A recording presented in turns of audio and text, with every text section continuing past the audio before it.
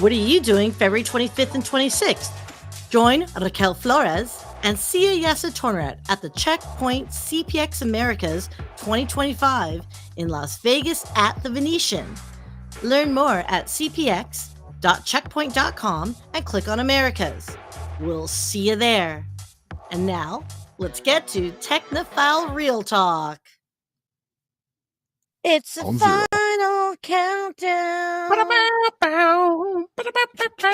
Also copyrighted. You can sing it. It's fair use. Fair use. This is Technophile ReelTalk. Thank you to this episode's sponsor, Checkpoint Software.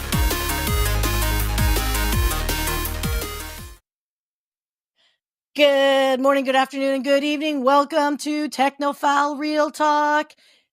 This is the show where we take technology professionals and react to how TV and media and all that good stuff depicts technology. So, as always, we know that Hollywood takes liberties with how they want to portray things. Usually it's to enhance a scene. Usually it's just to make things more exciting. And most of the time it's because it's made up. And thank goodness for the world of fantasy.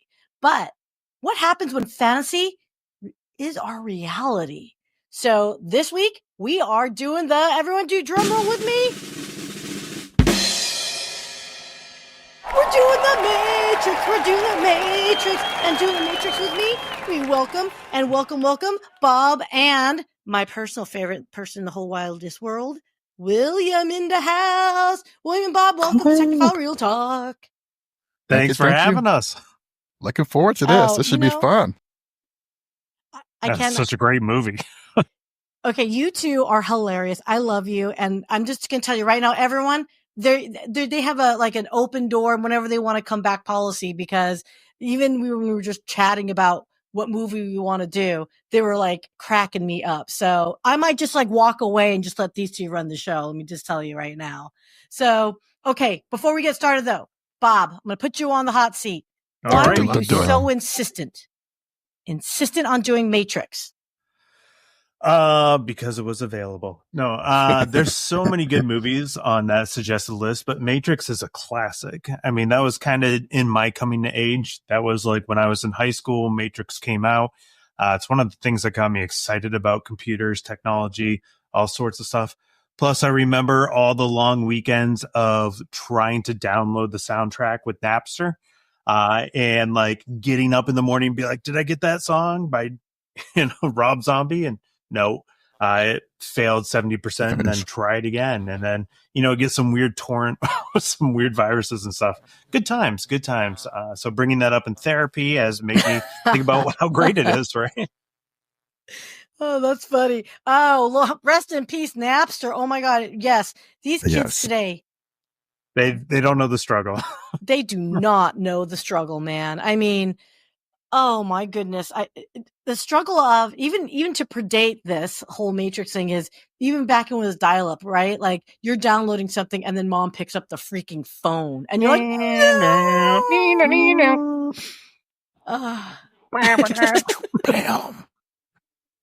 oh, someone is dating themselves. Okay, William, speaking I've got a 96 mod. Woo! Uh-oh. William, well, hey, you're similarly aged as me. So what was about Matrix for you when you're like, Syya, I want to do Matrix? Classic. So anybody who's in technology, who uses it, maintains it, builds it, designs it, going to love this movie if they have not seen it. I mean, if you're talking sci-fi, you're talking tech, you're talking any topic today, AI, humanity, ethics, this movie has it all. So it has so many different elements that we can explore. It's exciting. It's engaging. Visually, it's very engaging. And then they have great dialogue and great sound bites. So this is a must-have of viewing here. The movie is literally from last millennium, and I still use it in casual conversation. Yeah. My kids will say something and I'll be like, there's a hiccup in the Matrix or something if they repeat themselves, things like that. So it's just a classic, absolutely mandatory watching as far as I'm concerned. And by the way, okay, well, one of my martial arts instructors, after he saw this movie, he documented the best dialogue and quotes from the movie. So he came into the studio like the following couple of weeks, and he started talking. I said, "Oh, this sounds familiar. It's not this is from The Matrix." He had like a list of like 10 things, and they're classic quotes. I know Kung Fu. Yes. Nice. Well, look, I'm going to be the lame one here. Keanu Reeves. Whew. I wasn't really all up into him all that much, but I got to say, 20 years later, looking at it, I feel like this is what launched him. He did plenty of stuff before this, but this is where he went mainstream, I think. Oh, yeah. Well, I think where he got taken more seriously, right? Like more seriously than Bill and Ted, slightly. Okay. I love Bill and Ted, and I would like to do that review. I mean, talking about, the concept of time travel, but that's a different conversation altogether. Okay. Be awesome to each other. Guys, are we ready for our first picture? We were born ready. Take your red pill, gents. We're getting in here. I'm ready to plug kids, in. We're going to be doing. We're doing this. Okay, everyone. As you all know, I don't pick scenes chronologically. I pick whatever, or quite frankly, whatever pleases us. So we're doing the infamous red blue pill scene. So, guys, are you ready? Oh, ready. Born ready. Okay. Do you want to know what it is? The Matrix is everywhere. Look at him. It is all around us. Even now, in this very room. You can see it when you look out your window. I just love that old study look and feel. You can feel it. I love that that voice. Oof. When you go to church. When you pay your taxes. It is the world that has been pulled over your eyes. I have to say, that's to peak blind you Lawrence from the Fishburne. It is. I think this launched both Keanu and Lawrence. And the fact that he wears shades in the dark and I love the inside. glasses. That you are a slave, Neo. Like everyone else, you were born into bondage. Born into a prison that you cannot smell. I feel like whenever I record, these are my two light settings too. Prison. Either whole face, too bright, or whole face, too shadow. Yeah. Unfortunately, no one can be. I love this. You got to experience it yourself. You have to see it for yourself. I identify. He pulls it out all magically. Yeah.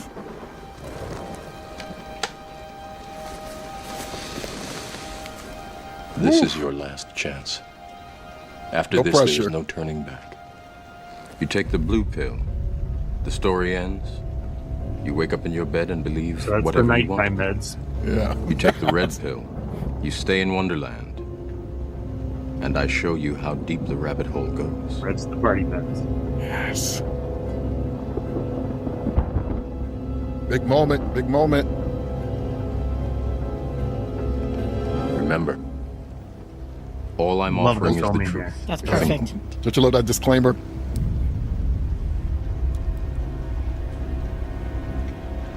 Operate vehicles after consuming. And that time that lightning in the background. Perfect. Follow me. Woo-wee! Okay. Holy smoke and crack on crackers. I've seen portions of, I'm going to have to do a full disclosure. I have seen the movie in pieces and I forgot how visually, like, It's so good. it's like, Yes. it's sexy for lack of a better description. To me, it's just so like the sunglasses right there with that, the red and the blue. To me, it was like, oh, I'm hooked. I'm in. So what is your first assessment and thoughts on the filming of the scene itself? You talk about creating. I mean, the filming. Yeah. I mean, if you look across the entire movie, I mean, that's one of the things that I think brought it out was how many stylistic choices they made, but then like the technology they used in the recording itself. The scene right after here where he actually goes into the Matrix, and they have the liquid metal thing. That's crazy. All the bullet time filming they're doing throughout this movie. Their use of like monochromatic when you're in the real world versus when you're in the Matrix and everything's full of color. I mean, it's so good. It's such a good movie. William. And I love the fact that they kind of take Neo as a metaphor for the humanity, like especially go day-to-day grind and that coloring, like you talk about, Bob, that monochrome, like it's like something's off here in this world. Everything looks boring, it looks meticulous, something's up. So the background color scheme, the way he's walking through the offices before he encounters Neo, it's just perfect. And then to be in that room where he's presented with a choice, is like, hey, by the way, Neo, there's a reason why you feel, or not just say Mr. Anderson, right? So that's before we know what Neo is happy name. Mr. Anderson. Yes. But the fact that there's a possibility of learning of a truth that would explain why he feels weird or strange. Powerful. So, so we're all in technology and we understand the red and blue pill, what that actually could potentially mean. We're in the world and now, right? 20 plus years later, the world of AI, right? And there's a lot of implications with that red and blue pill. So let me just challenge you guys this, and I'm really curious. In general, I don't even have to say the world AI, but okay, we're in the world of AI. Would you take a red pill or a blue pill if you were presented it today? Yes. Given this, I mean, I'm a don't give up kind of guy, so I'd be red.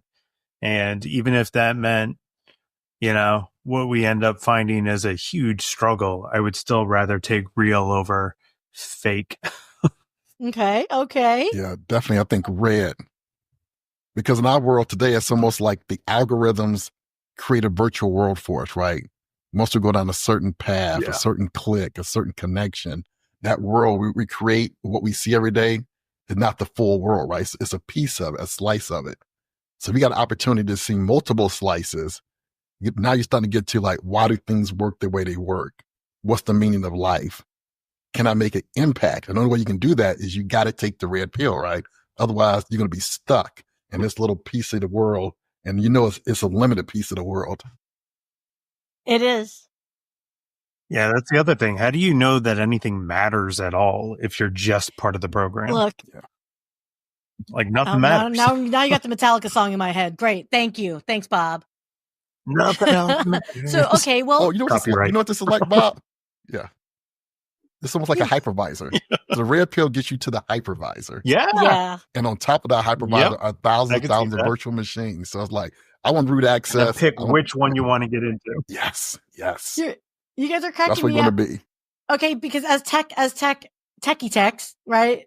Technical professionals, I think red pill, because you have to fix things. So you have to get to the root cause of things, and living in a fantasy world, for lack of a better description, is not feasible because of your profession, right? Now, could you suspend what you do for a living just for a second? What if you are someone that's not in technology? Maybe you're a underwater basket weaver. Big market for that.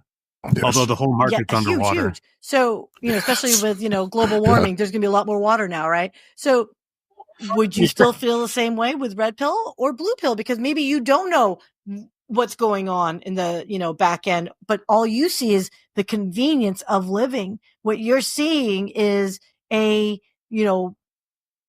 beauty of things. Look at social media. So would you still be red pill versus blue pill if you're not in the world of technology? Absolutely. Because there's more than just basket weaving, right? Somebody made something that went into the basket. Somebody made some device that you put the basket in to transport it. So just by seeing other people do different things, there are different aspects of life, different things you can work on. So as a basket weaver, I want to know what else is out there, right? So while I'm living, what else is possible? What are other people experiencing? If I only as a basket weaver for the rest of my life, it's not an incomplete life. So I got to see more.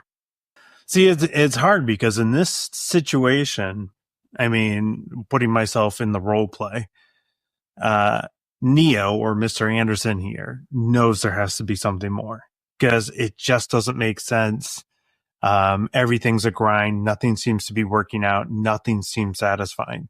That's a little different for me because in my real life, I'm very satisfied. I have a wonderful family. I live in a wonderful country that allows us to pursue whatever we want. I was able to go to an excellent school. So for me, I don't have that feeling of everything's a facade and this can't be real because I can't control my own destiny. I do feel like I can control my own destiny. So for me, I would never be in the room to be given a red or a blue pill because I wouldn't be seeking for what's behind the scene because I feel like I'm in the scene. Okay. Oh, very fascinating. Okay. Well, hey, guys in the audience would love to hear. Are you red pill or blue pill? And I hear you guys, we're on, And don't take drugs. we know that there's going to be folks that are always red pill, red pill. And I know many of you are watching this on LinkedIn versus YouTube or hearing it, but be truthful to yourself. I'd be really intrigued to see how many people are like, you know what? Ignorance is bliss, man. I just want a happy existence. My time on this planet is short. A lot of these problems are not my problems. They've been created. And why do I want to carry the burdens of the world? I mean, there is something to that side. I'm just saying. So, However, just take both pills. Problem solved. But think about this. Well, that was me in college. But think about this, though. In our real life, we have it easier compared to Neo. Think about this. So if you want to experience something else, you could literally turn among hundreds and hundreds of cable channels. So if you got one perspective on life, you can turn a channel and temporarily join that world and then go through 100 channels. Then you can go online to different YouTube channels, different perspectives, different languages. You can travel. You can walk outside, different people from all aspects of life. And then you can return back to your world and your home. So we actually have it easier. So we actually don't have to take a pill. We just got to push the button or click somewhere else or go outside the house. It's a great point. It's very easy to experience something else. Right now in my visual, I have my laptop screen. I have my other screen. Over here, I have 2 more screens going, and then I have a TV on the wall over here. Yeah. So I have 5 screens going at the moment. I can experience a lot. Hashtag thanks ADHD. And the other thing in the movie, I think everybody else is in the same situation as Neo, right? They're all stuck in the exact same spot. And if you go and talk to your family members, you automatically have a different perspective already, a different experience.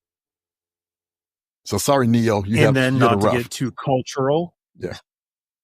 Not to get too cultural into our time, but when you look at what's driving up to that point in the movie, he's trying to find the answer. He's not satisfied with life. And the main people he's surrounding himself with are hackers or partiers or drug users or people who are also trying to escape their reality. So he's surrounded by people that need to escape because this doesn't feel right. It doesn't feel inclusive. It doesn't feel satisfying. So there's a lot going on. There's a really well-written movie. Well, hey, we can continue waxing poetic on red pill, blue pill, purple pill, which is how I ended up here. All the pills. Pill. Green pill. Exactly. Go outside the norm. Okay, so I'm going to move us on, guys, because otherwise we're going to be here all day. Let's do it. Are we ready for our second clip? I am.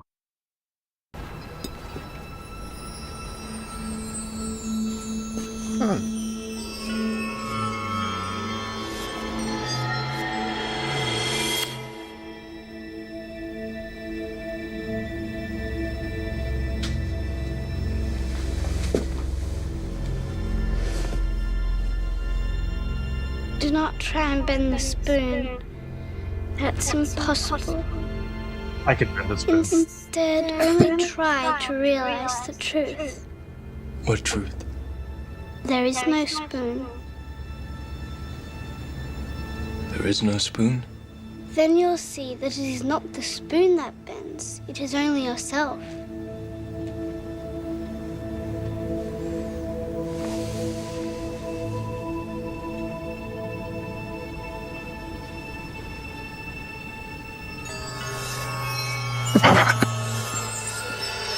The Oracle will see you now.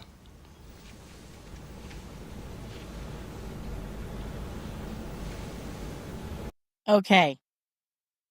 So let us talk about what kind of technology goes behind CGI. I've always been curious how much performance of, CPU, memory, all that good whatevers. What does it take to render that spoon back in 2002 versus I was today? about to say, it couldn't have been too much because this was 1999. So maybe an Etch-a-Sketch and a Magic 8-Ball. They just turned the camera to the side. They didn't make have the a spoon lot. look big. Oh, all it actually takes is a blue pill. I'm happy with my blue pill, people. Yeah. That's all I'm saying. Okay, come back to me here, kids. Seriously though. yes. Okay, so to render a lot of the stuff that they showed, like, okay, so in this context, it was the spoon bending, right? Now we could argue it, back in the day, for those kids that don't know, it could have been drawn, right? Like Disney style, right? But this is actual CGI. Yeah. So yeah. Can you guys spitball back in the day? Do you recall how much it would take to create this? That or scene just was compared pretty, to today, like it was just the spoon itself that was something that was altered. Everybody else was just human, regular interactions. So that particular one with the spoons would be much easier compared to majority of the scenes, especially the fight scenes where you talk about the magic and the bending and the bullets passing by, which is more complicated, more calculations, more computation. So that one, I don't think was too difficult even back in that time for just the pure that is pending. I'm trying to think of like what they had for physics engines back then, because I think the harder thing was the light reflection.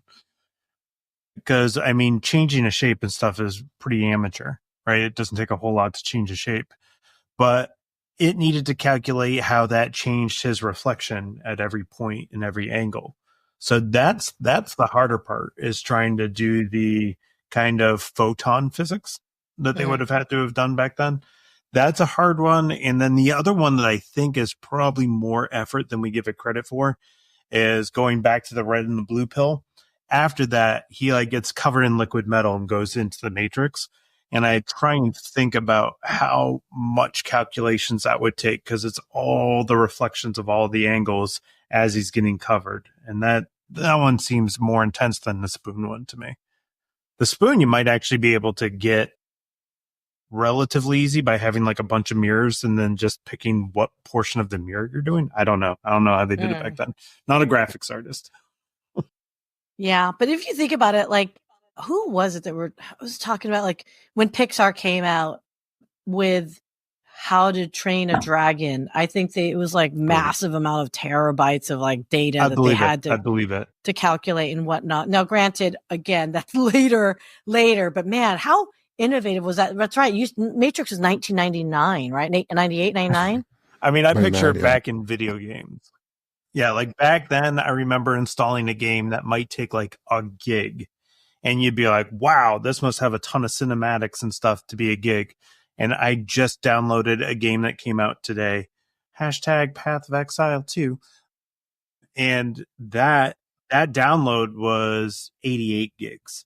So you look at how a video game has gone up 80x in the last 25 years. I mean, you're probably talking similar on requirements in order to do anything basic on these things.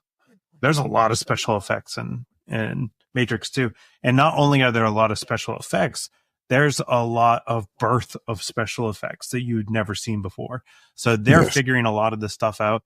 When you're doing the bullet scenes, that was like, I believe, the birth of bullet time camera. And what they would have is they would have like a circular rack, and the camera would go, and it would be like a fast picture camera, and it would just take pictures all around. And that's how they did the slow down time and pan around while things were flying by and stuff like that. And you figure, if you have to have like 20 or 30 cameras, that's 20 or 30 times more storage. And then if it's taking pictures quicker, that's another multiplier. And now you have a multiple of multipliers. Hopefully you're not saving that up on EBS storage in AWS, or you're bankrupt. So it starts to get into when people say, man, why does movies cost so much money? You start to understand that, right? And remember now, in the older days, you'd have these series that would be like 24 episodes a year. They can't afford 24 episodes a year when they start to add that much special effects to standard hour shows. So now it's like, we're going to give you 12 episodes because that's all the budget will fit. So, but now you talk about salaries for the actors. all this technology in the background, very, very expensive. But the consumer, the moviegoer, we love and appreciate the work that goes into it. So it's worth every dollar. I mean, you reminded me of Westworld, the TV series. And oh yeah, a lot of special effects in that. I mean, woo! Thinking about where Matrix was with the spoon bending and how mind blown we were with bullets. Then we go to the special effects today. It's just absolutely stunning. So, okay. So any thoughts on the spoon scene? Because I'd love to go on to the rooftop scene. Can we? Yeah, but there's so much tech stuff that comes right after that spoon scene. So that spoon scene, they're going to see the Oracle, and the Oracle is the one that has all the answers. And the thing that's funny about that is Oracle is a database company. Like everybody's familiar with the Oracle. And what do you use the database for? To have all the answers. And then the other funny part is she lives in the Matrix. So she is online. And the scene right before he gets to ask her a question, she offers him a cookie. And that's funny because when we try and use an online application now, we need to accept cookies first. So I think it was a little, I don't know if they meant that way or if it was just supposed to be like a nice homey feel, but it's funny that you have to accept a cookie before you can ask the application a question. That is funny. Well, it has even bigger implications. Yeah, go ahead. Yeah. Yeah, no, I was saying that has to be, I think that has to be an Easter egg. It was a really good one. And I didn't pick it up until like probably 15 years after I watched it originally. But in fairness, when I watched it originally, I was in high school. So like, I just liked cookies. So. Well, think about the implications of that, though. That's actually a recurring theme, though. Yeah. Right. So what do we use a cookie for? We use go ahead. Yeah, we use a cookie for tracking, right? So if we see that we've downloaded that image into our cache or something, we know that we've already been on that site. But that's essentially what the red pill is. The red pill was used as tracking so they could find him in the Matrix. They could pick up his signature. So that was a concept of a cookie. Later, you have Cypher drop a phone in a trash basket so they could track again. So several times throughout, we have this idea of tracking and cookies throughout the film, which is a nice technology spin as well. Well, we all know we're all getting tracked. Even now in this conversation, I'm sure I'll be hit up with a bunch of Matrix type stuff now. Oh, yeah. And I've already had cookies today, so that's not as relevant, but I do like cookies. So. Well, I find it very interesting. Maybe I'll do that. Yeah. What's interesting is the whole trust model, right? Real quick on that one, the trust model here, right? So you have to go to a stranger that you never met before if you want to get these answers. And they hand you a cookie. Like, what do you tell kids? Don't accept candy or items or cookies from strangers. But if they want the answer or ask a question, you got to accept the cookie. And even though you have all this specialized cybersecurity software, the block stuff, where if you don't allow it, you can't use the services. So it's all built on trust if you want to interact with other people and all this technology. So I just find that fascinating, though, the whole cookie is part of the EULA. Yes. Eat it at your own risk. Yeah, I totally read all this. What a great point. Dude, okay. Well, this goes back again. Red and blue pill, right? Like, do you want to see the underpinnings and how that sausage is made? Or you know what? I'll just go to oracles and trust whatever they have to say is going to be gospel, right? So, all right, guys. Well, we're going to keep talking all day long. Are you ready for the last clip? I'd love to try to get us in. All right. For a third, if possible. Okay.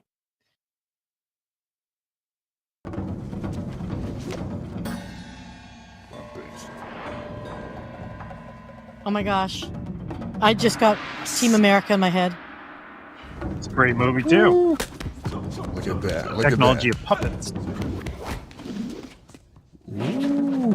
Oh, I love this. Go, Neo. The optimism. Ooh.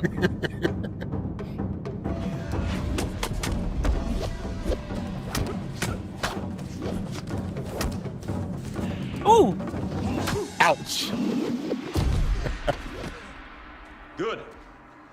Adaptation, improvisation. But your weakness is not your technique. And I love the music right there. Oh, yeah. The whole soundtrack from start to finish, absolute gold.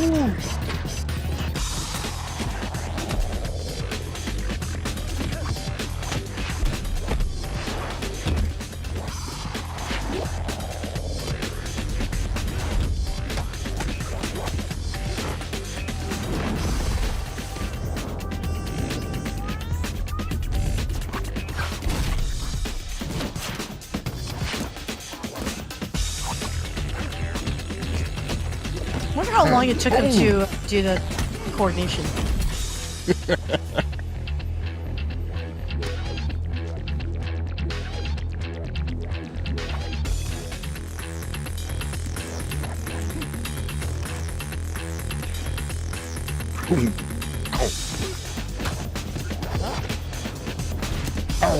He's good to action there.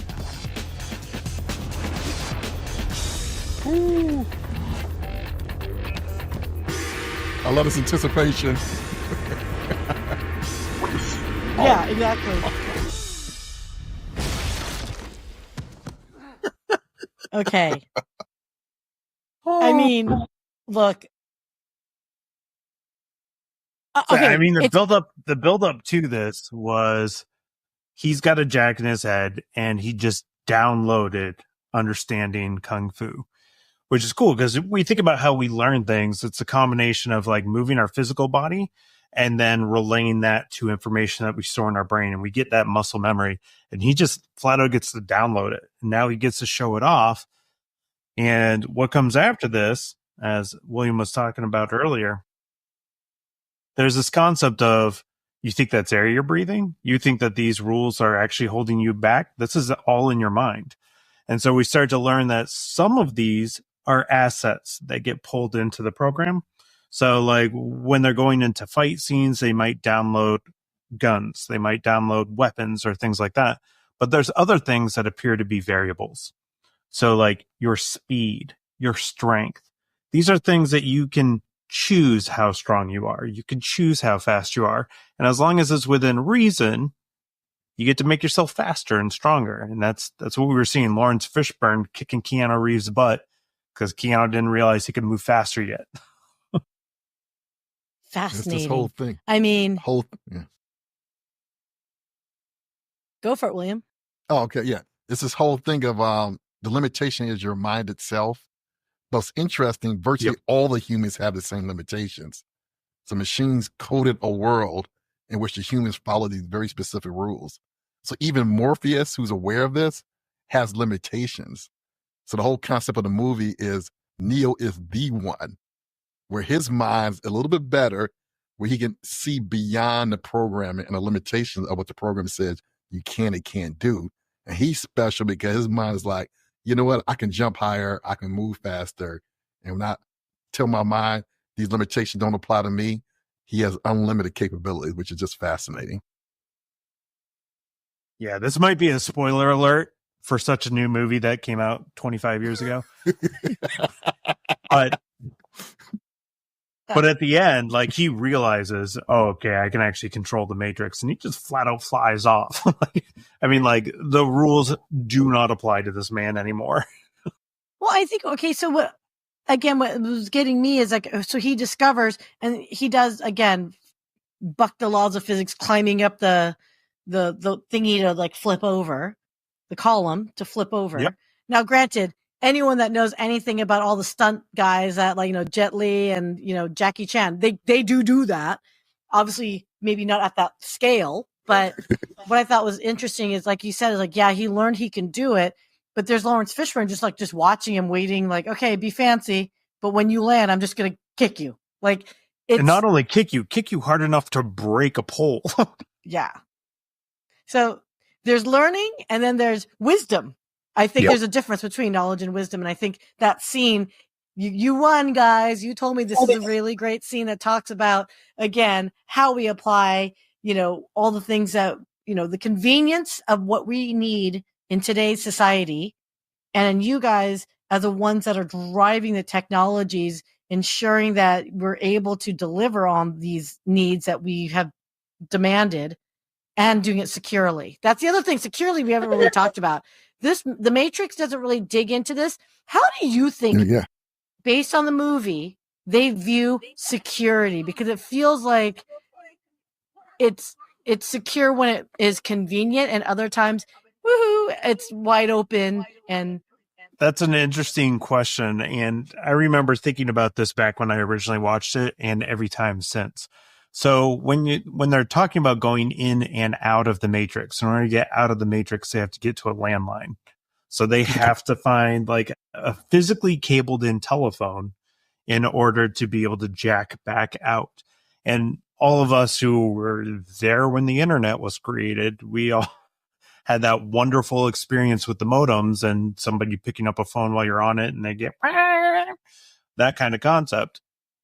The weird thing, though, is the Matrix is a program. So why does a program have a reliance on a physical object that doesn't exist because it's only in a program? That's something that I never really got my head around. Is it seemed like a contradictory. Maybe that's the one area it's showing its age. I think in the movie they explain it as a broadcast access point. The phones inside the Matrix is kind of the virtual manifestation of what it is, because they had to go through these machines on the outside world. Find an access point, the way to connect, and actually hacking into the system, which is pretty cool, right? When you think about it, these folks who are hacking in have some experience, I guess, over the age of actually designing the original machines who went rogue, and then started war against the humans. But it's interesting. They should probably need tighter security. That's actually a really interesting point, and something that should be dived into, especially when you're talking technology. So you have these. First of all, the very first thing that we notice with technology here is how unfortunately accurate it is in its gender inequality. So you have like 9 major characters here in this technology movie, and 2 are female, and unfortunately, that's pretty close to realistic statistics, which I think in reality, we have about 25% women in technology, and that's 22%. But they're able to control the Matrix. They're able to load in things, and is by manipulating the code, right? And we see that today. We see injection attacks. We see all sorts of stuff. Anyone who's watching this on a computer, feel free to look up the comic about Little Bobby Tables, which is about SQL sanitization. And in that, they name their kid like Robert, and then parentheses, drop table students, and then end parentheses. So when they type his name in, it actually drops the students table within the school's database. And that's the same concept, right? They're trying to get into either buffer overflows or trying to get into memory so that they can pull other things into the programming for these guys. So there's a lot going on here. It's a cool movie. Wow. And the other interesting thing is the legacy aspects, because the humans, remember, the bulk of the human population is connected.